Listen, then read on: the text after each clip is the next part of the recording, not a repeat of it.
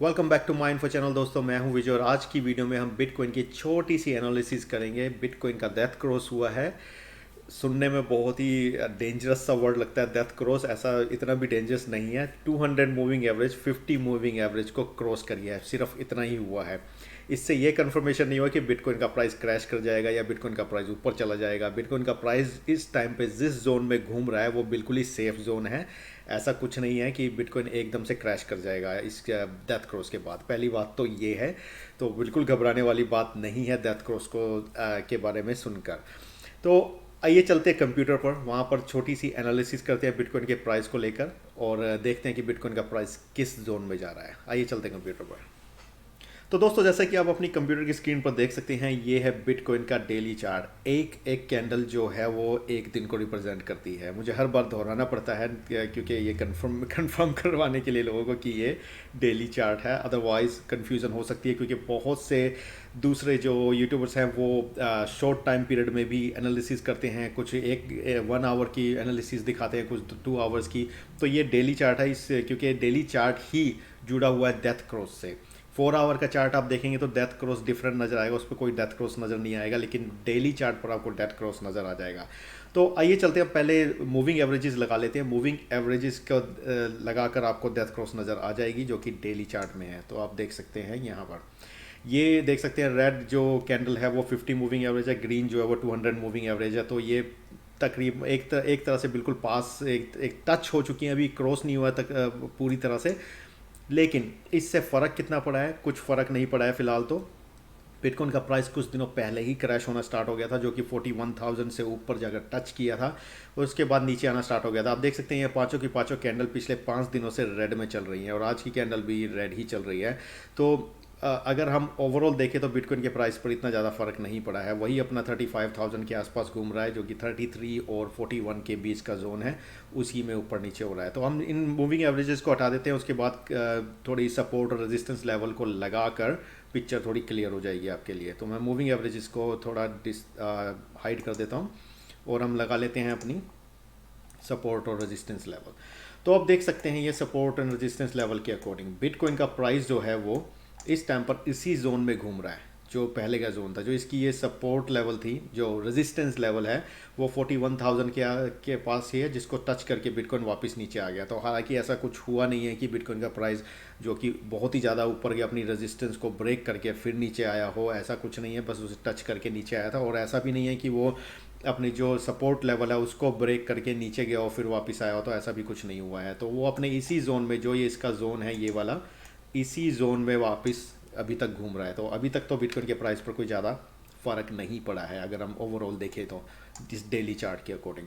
लेकिन एक चीज़ यहाँ पर नोटिस करने वाली है कि ये जो एरिया है, अगर हम पिछला एरिया भी देखें तो पिछला एरिया भी, अरे ये क्या हुआ, एक सेकंड, अगर जो हम पिछला एरिया भी देखें तो आप देख सकते हैं पिछला एरिया भी बिटकॉइन का जो प्राइस है वो काफ़ी टाइम तक इस एरिया में रहा था। अगर जो हम इस लेवल को देखें तो ये 8 जनवरी 2021 को, 8 जनवरी इस साल को था, और उसके बाद इसने इस एरिया को ब्रेक किया था 8 फरवरी को।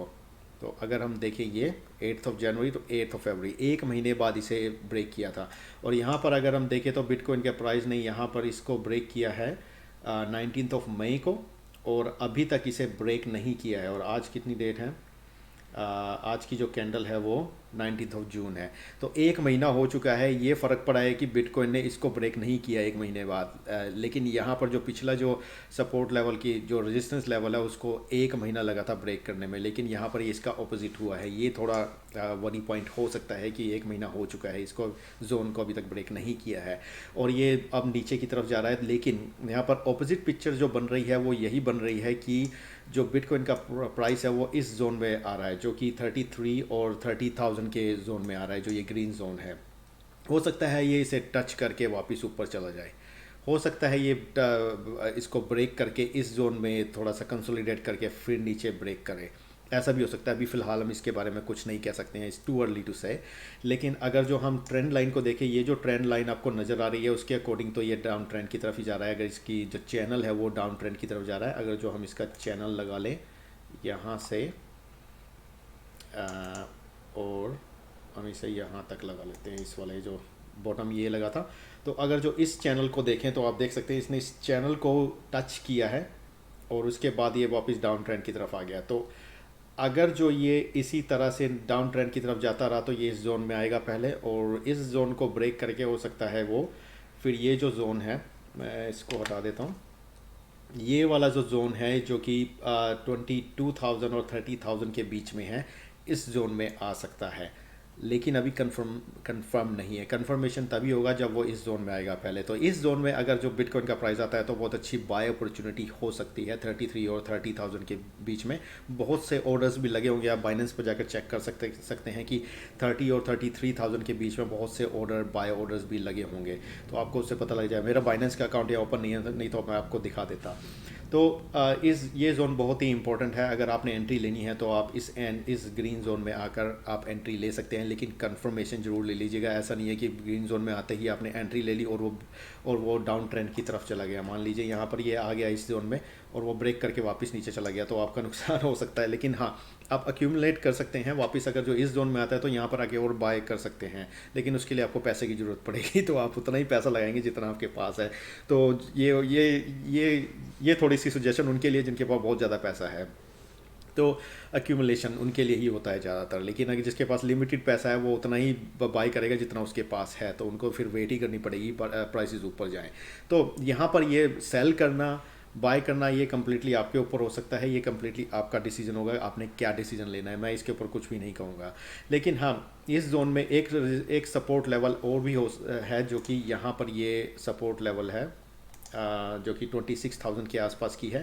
तो 26,000 का ये और 30,000 का जोन भी हो सकता है बाय करने के लिए, अगर जो इस जोन में आता है। अदरवाइज़ अगर ये डाउन ट्रेंड की तरफ जाता रहा तो वो 22,000 के आसपास हो सकता है। ये नेक्स्ट जो सपोर्ट लेवल है वो 22,000 की हो सकती है। ये डेली ये सारी चीज़ें जो है डेली चार्ट के अकॉर्डिंग मैं बता रहा हूँ। लेकिन अगर जो शॉर्टर टाइम फ्रेम में जाएंगे तो पिक्चर बिल्कुल चेंज हो जाएगी। शॉर्टर टाइम फ्रेम में आपको बहुत सी सपोर्ट लेवल्स मिल जाएंगी, बहुत सी रेजिस्टेंस लेवल मिल जाएंगी। अगर मैं 4 आवर चार्ट में जाऊँ तो आप देख सकते हैं पिक्चर बिल्कुल ही चेंज हो जाएगी 4 आवर चार्ट में।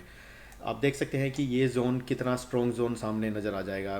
डेली टाइम फ्रेम में ये जोन अगर हम देखें तो आपको सिर्फ 2 बार ही इसने डिप लेकर वापस चला गया था, तो इतना नज़र आएगा। लेकिन शॉर्ट टाइम फ्रेम में आपको और भी ज़्यादा नज़र आएगा। तो ये इस तरह से आप एनालिसिस भी कर सकते हैं कि जोन्स को आप देख सकते हैं शॉर्टर टाइम फ्रेम में और डेली टाइम फ्रेम में, तो आपको काफ़ी पिक्चर जो है क्लियर हो जाती है। तो आप देख सकते हैं इस जोन को इसने कई बार टच किया था। अगर हम 4 आवर के चार्ट को देखें तो अब वही चीज़ यहाँ पर हो रही है। हो सकता है ये वापस इस जोन में आकर फिर इसे ब्रेक करके अप ट्रेंड की तरफ जाए।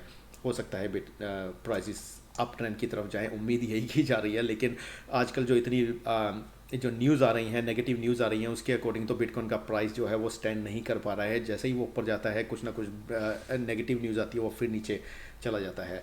तो एनीवेज ये जोन जो है अभी फ़िलहाल तो बिटकॉइन का प्राइस बहुत ही सेफ जोन में है। इस जोन के अंदर आप बाय सेल करके अच्छा प्रॉफिट निकाल सकते हैं। वो डेली ट्रेडिंग वाला या जो स्विंग ट्रेडिंग वाला हिसाब हो जाता है, जिसके अंदर जैसे एग्जांपल के तौर पर मैं डेली ट्रेंड चार्ट में वापस जाकर आपको बता देता हूँ एक बारी।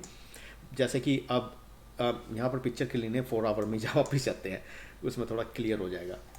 तो आप जैसे देख सकते हैं अब जो प्राइसेस है, अगर जो इसका प्राइस जो है इस जोन में वापस आता है तो आप इस जोन में बाय करके आप वापस फिर ये ऊपर की तरफ जाएगा। तो उसके बाद आप इसको अगर इस ट्रेंड लाइन को टच करता है तो यहाँ पर आकर आप उसे सेल कर सकते हैं, क्योंकि हो सकता है इसको टच करने के बाद ये वापस इस जोन के अंदर आए और उसके बाद फिर दोबारा बाय बैक करके आप इस जोन पर, इस ट्रेंड लाइन पर आप सेल कर सकते हैं। तो इस तरह से आप स्विंग ट्रेडिंग भी कर सकते हैं, बाय सेल करके प्रॉफिट निकाल सकते हैं। तो दोस्तों ये थी छोटी सी एनालिसिस बीटीसी के प्राइस को लेकर। उम्मीद है ये वीडियो आपको पसंद आएगी तो इसे लाइक ज़रूर करिएगा, शेयर ज़रूर करिएगा। और अगर आपने अभी तक मेरे चैनल को सब्सक्राइब नहीं किया है तो रेकमेंड करूँगा मेरे चैनल को सब्सक्राइब करिए और जो बेल आइकन है उसे दबाइए ताकि आपको मेरी फ्यूचर की वीडियोज़ के नोटिफिकेशन मिलते रहे। तो दोस्तों अगली बार मिलूंगा किसी नए टॉपिक के साथ, तब तक के लिए बाय बाय।